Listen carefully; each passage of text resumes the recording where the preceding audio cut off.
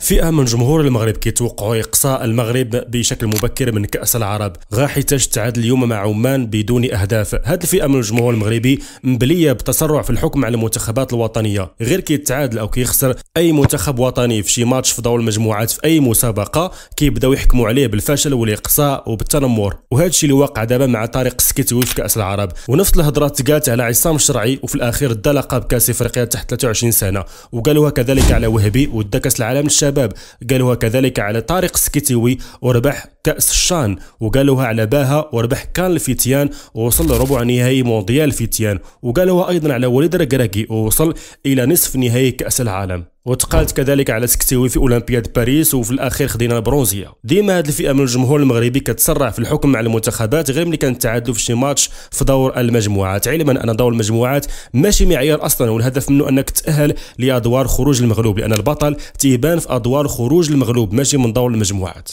المنتخب المغربي في كاس العرب كيحتاج فقط لنقطه وحيده باش يتاهل الى ربع النهائي، وممكن كاع ما يحتاجهاش حتى اذا انهزمنا بنتيجه 1-0 ضد السعوديه وتعادلت عمان او ربحات جزر القمر ب1-0، غادي نطلعوا كثاني المجموعه ب4 نقاط فقط، ولكن الهدف هو اننا ان شاء الله نفوزوا على منتخب السعوديه ونطلعوا متصدرين المجموعه ديالنا. حاليا السعوديه عندها 6 نقاط تأهلت رسميا، المغرب 4 نقاط في المركز الثاني، منتخب عمان بنقطه واحده في المركز الثالث، وجزر القمر اقصيت رسميا ب0 نقطه في المركز الاخير.